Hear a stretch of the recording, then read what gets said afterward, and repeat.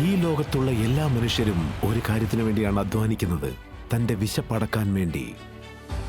പക്ഷെ തന്റെ വിശപ്പ് മാത്രം അടക്കുന്നവർ മാത്രം ഒരിക്കലും ഒരു മഹാനായി മാറുകയില്ല. അവർ കണ്ട സ്വപ്നങ്ങളുടെ ലക്ഷ്യവും തലച്ചോറിൽ ഉദിക്കുന്ന ഐഡിയ എന്ന ലക്ഷ്യവും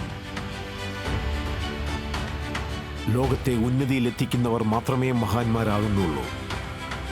ഇന്ത്യയെ ഒരു വികസിത രാജ്യമാക്കണമെങ്കിൽ എല്ലാവരുടെയും ഉള്ളിലുള്ള ലക്ഷ്യമെന്ന വിശപ്പ് പൂർത്തീകരിക്കണം. ഇത് ചെയ്യാൻ വേണ്ടി വന്നിരിക്കുകയാണ് ഭാരതത്തിന്റെ ഒരു സ്റ്റാർട്ടപ്പ് ടീം.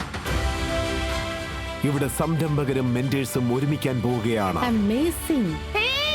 ഇൻവെസ്റ്റേഴ്സിന് ആവശ്യമുള്ള ഐഡിയകൾ ലഭിക്കും. കൂടാതെ സ്റ്റാർട്ടപ്പുകൾ അതിന്റെ ഭാവിയെ നോക്കി മുന്നേറും.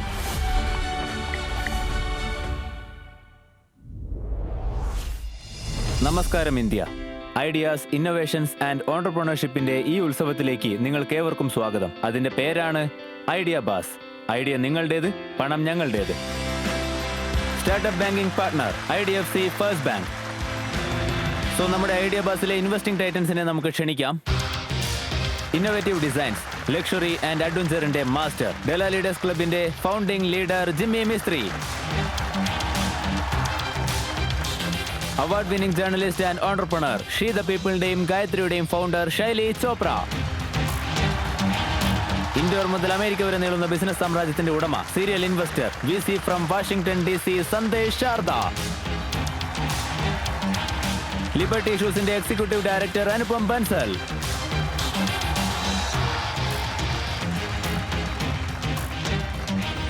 സോ ടൈറ്റൻസ്, നമ്മുടെ ആദ്യത്തെ ഐഡിയ ബസിനെ കാണാനായി നിങ്ങൾ തയ്യാറാണോ? 2025 മെയ് 7 അന്ന് നമ്മുടെ രാജ്യത്തിന് നേരെ നടന്നൊരു ആക്രമണത്തിന്റെ തിരിച്ചടി എന്നോണം നമ്മുടെ സൈനികർ നടപ്പിലാക്കിയ ഒന്നാണ് ഓപ്പറേഷൻ സിന്ദൂർ. അതിലവരുടെ ധൈര്യം കൊണ്ടും കഴിവുകൊണ്ടും മാത്രമല്ല, നമ്മുടെ സുരക്ഷാ സേന മിസൈലുകൾ കൊണ്ടും ഡ്രോണുകൾ കൊണ്ടും എതിരാളികളെ വീഴ്ത്തി. ടെക്നോളജി ഇത്തരത്തിൽ യൂസ് ചെയ്തതുകൊണ്ട് ഈ ലോകം ഇന്ന് ഓപ്പറേഷൻ സിന്ദൂറിനെ ദക്ഷിണേഷ്യയിൽ നടന്ന ആദ്യത്തെ ഡ്രോൺ വാർ എന്നാണ് വിശേഷിപ്പിക്കുന്നത്. പക്ഷേ ഒരു കാര്യം ആർക്കും തന്നെ അറിയില്ല. ഈ വിജയത്തിന് പുറകിൽ ഇന്നോവേഷൻ വാരിയേഴ്സിന്റെ പങ്കും വളരെ വലുതാണ്. രാത്രി പകലെന്നില്ലാതെ റിസർച്ച് ചെയ്ത് ഡ്രോണുകളും മിസൈലുകളും നമുക്ക് വേണ്ടി അവർ ഉണ്ടാക്കി. ഇന്ന് ഇന്ത്യയുടെ ഡിഫൻസ് സെക്ടറിനെ സ്വയം പര്യാപ്തമാക്കണമെന്ന ലക്ഷ്യത്തോടുകൂടി ഐഡിയ ബാസിന്റെ വേദിയിലേക്ക് 2 ഇന്നോവേഷൻ വാരിയേഴ്സ് വരികയാണ്. ഭുവനേശ്വറിൽ നിന്നുള്ള അപൂർവ് ആൻഡ് സംബൽപൂരിൽ നിന്നുള്ള റോണക് അഗർവാൾ.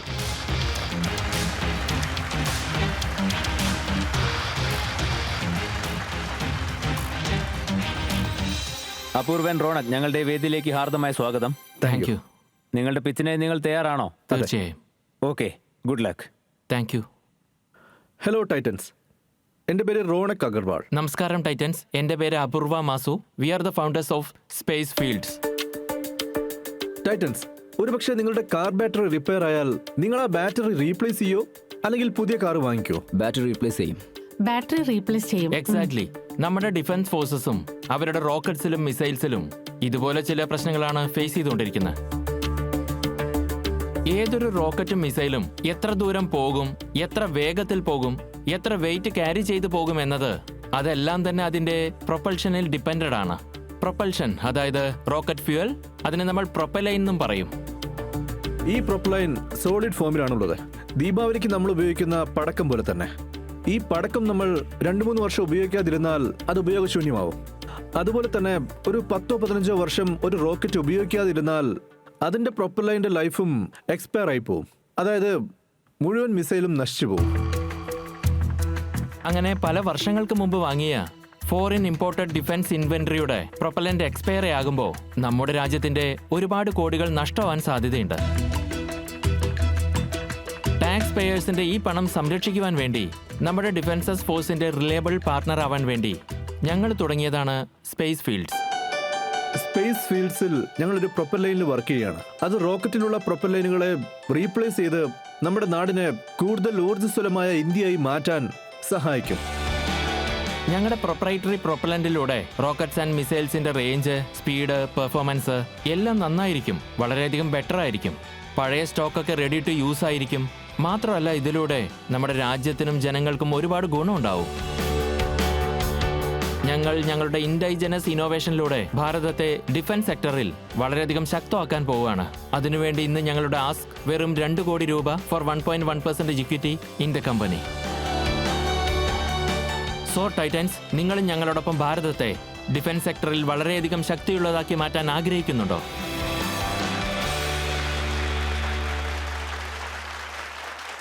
നിങ്ങൾക്ക് ഈ ഐഡിയ എവിടെ നിന്നാണ് കിട്ടിയത്? നിങ്ങൾ എങ്ങനെയാണ് ഇത് തുടങ്ങിയത്? ഞങ്ങൾ 2015 ഡിഫറെന്റ് എഞ്ചിനീയറിംഗ് സ്ട്രീംസിലാണ് ജോയിൻ ചെയ്ത്. ഞാൻ സിവിൽ എഞ്ചിനീയർ ആയിരുന്നു, റോണക് ഐ.ടിയിലും. പിന്നെ മൂന്നാമത്തെ ഫൗണ്ടറായ സുദർശൻ മെക്കാനിക്കൽ എഞ്ചിനീയറിംഗും ആയിരുന്നു. 2016 ഞങ്ങൾ സെക്കൻഡ് ഇയർ ആയപ്പോൾ ഹിരാക്കുഡ് ഡാമിൽ നിന്ന് ഞങ്ങൾക്കൊരു ഇൻട്രസ്റ്റിംഗ് പ്രോബ്ലം സ്റ്റേറ്റ്മെന്റ് ലഭിച്ചു. ഹിരാക്കുഡ് ഡാമാണ് ലോകത്തിലെ നീളമുള്ള ഡാം. അത് മഹാനദിക്ക് കുറുകെയാണ്.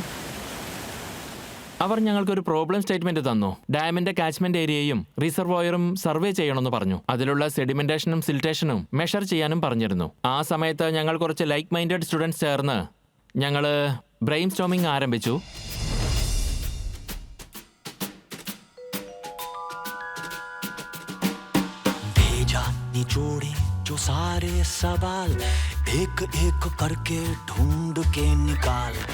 ഞങ്ങളുടെ ഹോസ്റ്റൽ ബാക്ക് യാർഡിൽ ചെറിയ ചെറിയ ലോഞ്ചസ് ഞങ്ങൾ ചെയ്യാൻ തുടങ്ങി. അന്ന് ഞങ്ങൾ രാത്രി ഡിന്നറൊക്കെ കഴിഞ്ഞ് ഉറങ്ങിയതിന് ശേഷം ഞങ്ങൾ ഞങ്ങളുടെ ടെസ്റ്റ് സെറ്റപ്പ് എടുത്തുകൊണ്ട് പോകും. അവിടെ സെറ്റ് ചെയ്ത് ഇഗ്നേറ്റ് ചെയ്യും. തുടക്കത്തിലൊക്കെ ആ എഞ്ചിൻ പൊട്ടിത്തെറിക്കുമായിരുന്നു. അതായത് ഈ ദീപാവലിയിൽ പടക്കം പൊട്ടില്ലേ, ബേസിക്കലി അങ്ങനെയായിരുന്നു. അപ്പോൾ ഞങ്ങൾ നേരത്തെ പറഞ്ഞിരുന്നു, ഒരു പക്ഷേ പൊട്ടിത്തെറിക്കുകയാണെങ്കിൽ എല്ലാം എടുത്തുകൊണ്ട് നമുക്ക് പോകാമെന്ന്. ഇനി പൊട്ടിത്തെറിച്ചില്ലെങ്കിൽ ജസ്റ്റ് ചെറിയൊരു സൗണ്ട് മാത്രമേ ഉള്ളെങ്കിൽ നമുക്കിരുന്ന് അനലൈസ് ചെയ്യാമെന്നും പറഞ്ഞു. കോളേജിൽ ഒരു 1000 പിള്ളേരുണ്ടായിരുന്നു. അതിലൊരു 980 പേര് ഞങ്ങളെ കളിയൊക്കെയായിരുന്നു. നിങ്ങളുടെ ദീപാവലി റോക്കറ്റ് പറന്നല്ലേ, എത്ര ദൂരം പറന്നു എന്നൊക്കെ പറഞ്ഞ് ഞങ്ങൾ ട്രൈ ചെയ്തുകൊണ്ടിരുന്ന സമയത്ത് അറ്റ്ലീസ്റ്റ് ഒരു ഡസൻ ഫെയിലിയേഴ്സ് ഉണ്ടായിരുന്നു.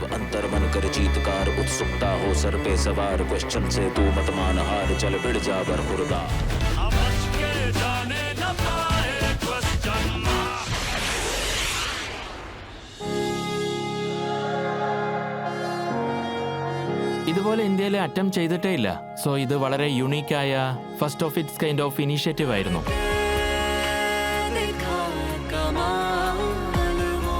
ഓഗസ്റ്റ് 22, 2017 എനിക്ക് നല്ല ഓർമ്മയുണ്ട്. അതാണ് ഞങ്ങൾ സക്സസ്ഫുള്ളായി ആദ്യമായി പറപ്പിച്ച റോക്കറ്റ്. ഏകദേശം 1 കിലോമീറ്റർ ദൂരം അത് പോയി. And that was A beautiful, എന്താ പറയുക, ഡാവൻസി മൂവ്മെന്റ്.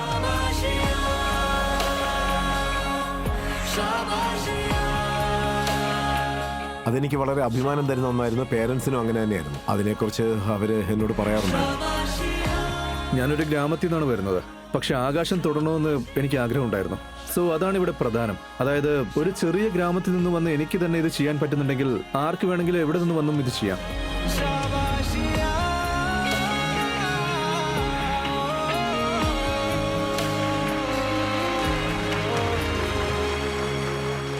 ഞാൻ നിങ്ങളെപ്പറ്റി കേട്ടൊരു കാര്യം, പ്രധാനമന്ത്രി സാർ അദ്ദേഹത്തിന്റെ ഒരു സ്പീച്ചിനിടയിൽ നിങ്ങളെ അഭിനന്ദിച്ചിരുന്നു എന്നാണ്. അത് എന്തിനു വേണ്ടിയായിരുന്നു എന്ന് നമ്മുടെ ഓഡിയൻസിന് വേണ്ടി ഒന്ന് പറയാമോ? പറയാം. ഞങ്ങൾ ഫസ്റ്റ് സക്സസ്ഫുൾ റോക്കറ്റ് 2017 ലോഞ്ച് ചെയ്യുകയുണ്ടായി. ആദ്യ സക്സസ്ഫുൾ ലോഞ്ചിന് ശേഷം ഒരുപാട് ഓപ്പർച്യൂണിറ്റികൾ ഞങ്ങൾക്ക് കിട്ടി.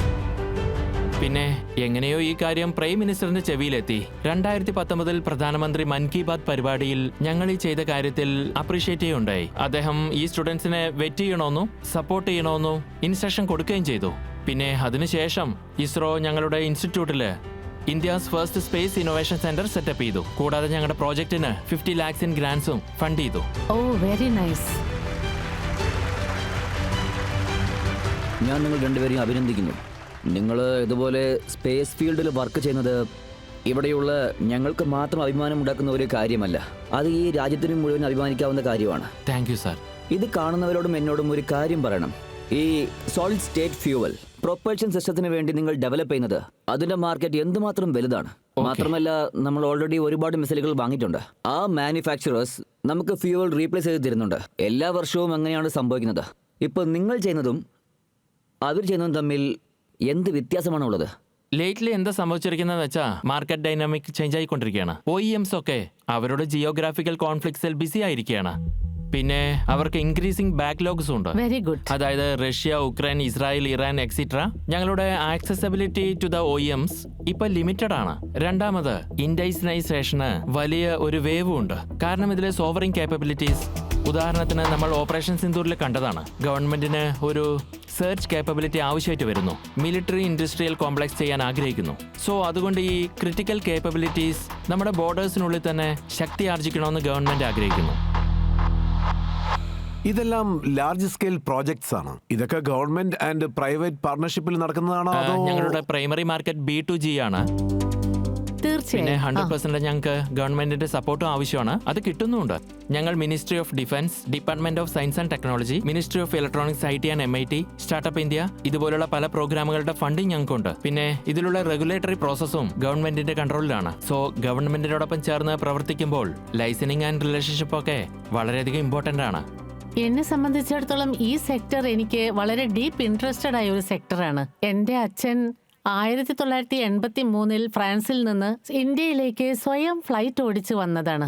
നിങ്ങൾ പറഞ്ഞ ഈ ടേംസ് എല്ലാം ഞാൻ ചെറുപ്പത്തിൽ തന്നെ കേട്ടിട്ടുണ്ടായിരുന്നു. ഈ സെക്ടറിൽ നിന്ന് നിങ്ങൾ എന്താണ് എക്സ്പെക്ട് ചെയ്യുന്നത് എന്നൊന്ന് വിശദീകരിക്കാമോ? സോ ഇതിന്റെ ഡിമാൻഡ് ഡിഫൻസ് ബഡ്ജറ്റിനെ ഡിപ്പെൻഡ് ചെയ്താണുള്ളത്. എത്ര വെപ്പൺസ് റിക്വയർമെന്റ് നമുക്ക് ചെയ്യാൻ കഴിയുന്നോ is directly a function of defence ബഡ്ജറ്റിനെ ആശ്രയിച്ചിരിക്കും. ഇനി $80 ബില്യൺ ഉള്ളത്. ഒരു 5 വർഷത്തിൽ 100 മില്യൺ ആവുമെന്ന് ഡിഫൻസ് മിനിസ്റ്റർ ഓൾറെഡി അനൗൺസ് ചെയ്തിട്ടുണ്ട്. രണ്ടാമതായി ഇത് അൺടച്ച്ഡ് ഓപ്പർച്യൂണിറ്റി ആയിരിക്കുന്ന റീഫബ്രിഷ്മെന്റ്. അത് കറന്റ്ലി ഗവൺമെന്റിന് ചെയ്യാൻ കഴിയുന്നില്ല. കാരണം വലിയ അളവിലുള്ള R&D ആവശ്യമുണ്ട്. നമ്മൾ ഏതെങ്കിലും ഫോറിൻ വെപ്പൺ നോക്കി അതിന്റെ പ്രൊപ്പലൈൻ റിവേഴ്സ് എഞ്ചിനീയറിംഗ് ചെയ്യുന്നത്, അതായത് അത്രയധികം R&D, അത്രയധികം DNA ഒരു കമ്പനിയിലും ഇല്ലാന്ന് പറയുന്നതാണ് സത്യം. പിന്നെ ഇപ്പോഴുള്ള സ്കോപ്പ് ഓഫ് എൻഗേജ്മെന്റ് എല്ലാം R&D ബേസ്ഡ് കോൺട്രാക്ട് ആണ്. പക്ഷേ ഇതില് ഫ്യൂച്ചർ പ്രൊക്യൂർമെന്റിനും കമ്മിറ്റ്മെന്റ്സ് ഉണ്ട്. അത് ശരി. സോ ഗവൺമെന്റ് വേറൊരു നല്ല കാര്യം ചെയ്തിട്ടുണ്ട്. അവർ ഡിഫൻസ് അക്വിസിഷൻ പ്രൊസീജിയറും പ്രൊക്യൂർമെന്റ് പ്രൊസീജിയറും റിഫോം ചെയ്തിട്ടുണ്ട്. സ്റ്റാർട്ടപ്പ് ഫ്രണ്ട്ലി ആക്കിയിട്ടുണ്ട്. ശരിയാണ്. പെർഫെക്റ്റ് സെക്ടർ, അത് പെർഫെക്റ്റ് ടൈമിൽ. ഈ കാര്യത്തിൽ ഗവൺമെന്റ് വളരെ ക്ലിയർ ആണ്. പിന്നെ ഈ ഒരു പ്ലാറ്റ്ഫോമിന്റെ സവിശേഷത തന്നെ അതാണ്. വെറും FMCG ഗുഡ്സിനെ പറ്റിയോ സർവീസിനെ പറ്റിയോ മാത്രമല്ല നമ്മൾ ഇവിടെ സംസാരിക്കുന്നത്. ഇതുപോലെയുള്ള നമ്മുടെ രാജ്യത്തിന്റെ ഡിഫൻസുമായിട്ട് ബന്ധപ്പെട്ട പ്രശ്നങ്ങളെ പറ്റിയും സർവീസുകളെ പറ്റിയും നമ്മൾ സംസാരിക്കുന്നുണ്ട്. Defence tech, deep tech in defence. Very well said. So നമുക്കെന്നാ ഇപ്പോൾ മാർക്കറ്റ് ഡിമാൻഡ് എത്രയുണ്ടെന്ന് കൂടി ഒന്ന് നോക്കാം. നിങ്ങൾ നിങ്ങളുടെ വോട്ടിംഗ് മീറ്റേഴ്സ് എടുത്ത് യെസ് ഓർ നോ ബട്ടൺ അമർത്തിക്കൊണ്ട് ഞങ്ങളെ അറിയിക്കൂ. നിങ്ങളുടെ അഭിപ്രായത്തിൽ ഈ പ്രോഡക്റ്റിന് എത്രമാത്രം ഡിമാൻഡ് ഉണ്ട്? Your time starts now.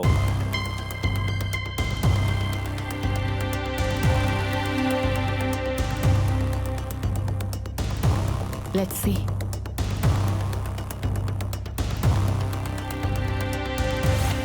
Oh.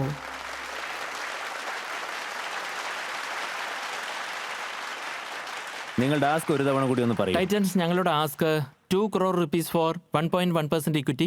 ഇതൊരു ഓൺഗോയിങ് റൗണ്ട് ആണ്. പ്രീ സീരീസ് റൗണ്ടും ആണ്. 40 to 45 crores റേസ് ചെയ്യുന്നുണ്ട്. കൂടുതൽ ഞങ്ങൾ ഓൾറെഡി കമ്മിറ്റ് ചെയ്താണ്. Okay. ഈ ഫണ്ട് റേസ് ചെയ്തതിനു ശേഷം in terms of your capital requirement നിങ്ങൾ ഏത് പൊസിഷനിലായിരിക്കും ഉണ്ടായിരിക്കുക? ഇത് അടുത്ത 2.5 വർഷത്തേക്കുള്ള പ്ലാനാണ്. ആക്ച്വലി ഇതിൽ കിട്ടുന്ന ഫണ്ട് നോക്കുകയാണെങ്കിൽ പ്രൈമർലി 60 to 70% പ്രൈമർലി കാപെക്സിനാണ് യൂസ് ആവാൻ പോകുന്നത്. ബാക്കിയുള്ളത് ചില R&Dയെ കണ്ടിന്യൂ ചെയ്യാനും പിന്നെ ടീമിന്റെ കോസ്റ്റിന് വേണ്ടി. എന്നാൽ നിങ്ങളുടെ പ്രോഫിറ്റബിലിറ്റിയെ കുറിച്ച് എക്സ്പ്ലെയിൻ ചെയ്യൂ. ഇപ്പൊ ഞങ്ങള് പ്രോഫിറ്റബിൾ അല്ല, കാരണം ഞങ്ങൾക്ക് തുടർന്ന് R&D എക്സ്പെൻസസ് ഉണ്ട്. Typical sale break even and BOM cost. Generally ഞങ്ങളുടെ കോക്സ്, അതായത് cost of goods at a certain scale 40 to 45% ആണ്. അതിനുശേഷം മാൻ പവറും ബാക്കിയുള്ള കോസ്റ്റും എല്ലാം ചേർത്ത് നോക്കുമ്പോൾ എബിറ്റ എസ്റ്റിമേറ്റ് 30% ഉണ്ട്. പിന്നെ പാറ്റ് ഏകദേശം 15% വരും. സോ ഇന്ത്യയുടെ ഡിഫൻസ് സെക്ടറിനെ സ്വയം പര്യാപ്തമാക്കുക എന്ന ലക്ഷ്യത്തോടു കൂടി വന്ന ഈ ഒരു ഐഡിയയിൽ ഇൻവെസ്റ്റ് ചെയ്ത് കൈകോർക്കാൻ നിങ്ങൾ തയ്യാറാണോ? എൻ്റെ അഭിപ്രായത്തിൽ എല്ലാം ശരിയാണ്. പക്ഷേ ഇതിൽ ഒരുപാട് ഇഫ്സ് ആൻഡ് ബട്ട്സ് ഉണ്ട്. എൻ്റെ ഇഫ്സ് ആൻഡ് ബട്ട്സിൽ DIL ഉണ്ട്. എൻ്റെ ഇഫ്സ് ആൻഡ് ബട്ട്സിൽ ഗവൺമെൻറ്റിൻ്റെ പേയ്മെൻ്റ് ഉണ്ട്. പിന്നെ എൻ്റെ ഒരുപാട് ഫ്രണ്ട്സ് ഇതിൽ വർക്ക് ചെയ്തത് ഞാൻ കണ്ടിട്ടുണ്ട്.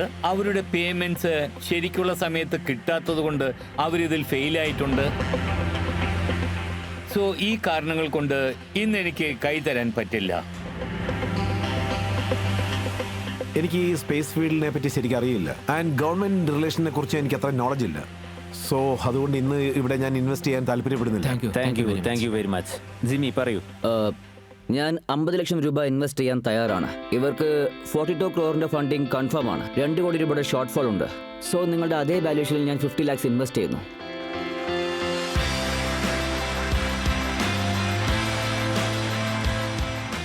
ധാരാളം ബിസിനസ് സ്കോപ്പ് കാണുന്നുണ്ട്. അതുകൊണ്ട് ഞാനും നിങ്ങളോട് സഹകരിക്കാം. ജിമ്മി തന്ന അതേ എമൗണ്ട് ഞാനും ഇൻവെസ്റ്റ് ചെയ്യാം. നിങ്ങൾ പറഞ്ഞ അതേ വാല്യുവേഷനിൽ 50 lakhs. Thank you madam, thank you. ഇപ്പോൾ നിങ്ങളുടെ മുന്നിൽ 2 ഓഫറുകളാണുള്ളത്. 50 ലക്ഷം ജിമ്മിയും 50 ലക്ഷം ശൈലിയും ഇൻവെസ്റ്റ് ചെയ്യാൻ തയ്യാറാണ്. അതും നിങ്ങൾ പറഞ്ഞ അതേ വാല്യുവേഷനിൽ തന്നെ. സോ ഇതില് നിങ്ങൾക്ക് ഒരു എതിർപ്പ് ഉണ്ടാവില്ലെന്നാണ് ഞാൻ വിശ്വസിക്കുന്നത്. സോ നമുക്ക് ഹാൻഡ് ഷേക്ക് ചെയ്താലോ? സന്തോഷമുള്ളൂ. തീർച്ചയായിട്ടും. Thank you very much. That's very good. Thank you madam.